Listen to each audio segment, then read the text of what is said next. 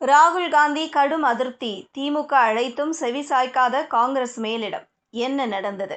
சேலம் மாவட்டம் சீலநாயக்கன்பட்டியில் திமுக வேட்பாளர்கள் அறிமுகம் மற்றும் பிரம்மாண்ட பொதுக்கூட்டம் நடைபெறவுள்ளது.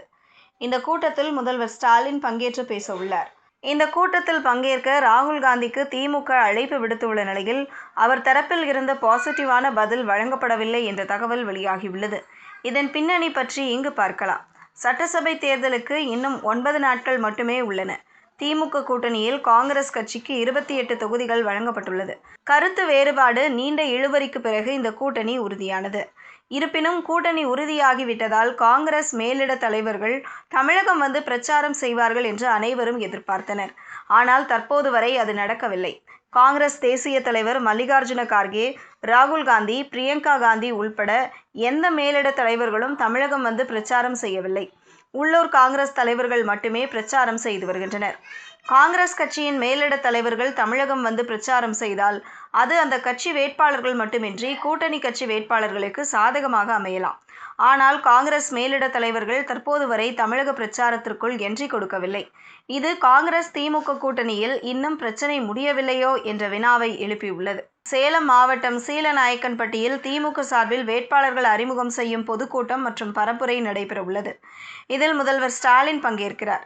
சேலம் என்பது அதிமுக பொதுச் செயலாளரும் எதிர்க்கட்சி தலைவருமான எடப்பாடி பழனிசாமியின் சொந்த மாவட்டமாகும். இது அதிமுகவின் கோட்டையாக உள்ளது. இதனால் இந்த பிரச்சாரத்தில் பங்கேற்க வரும்படி ராகுல் காந்திக்கு அழைப்பு விடுக்கப்பட்டது. ஆனால் ராகுல் காந்தி சார்பில் இன்னும் சரியாக பதிலளிக்கவில்லை என்று கூறப்படுகிறது. இது திமுகவை அதிருப்திக்குள்ளாக்கி உள்ளது.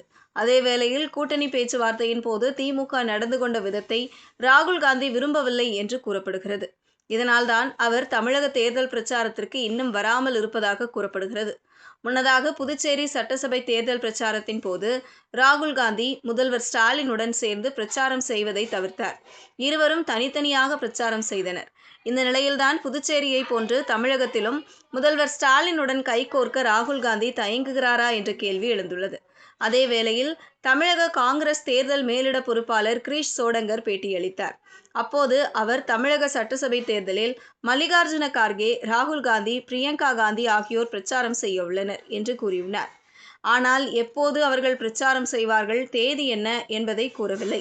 இதனால் ராகுல் காந்தி, பிரியங்கா காந்தி உள்ளிட்டவர்கள் தமிழகத்தில் பிரச்சாரம் செய்வார்களா என்பது கேள்விக்குறியாக உள்ளது.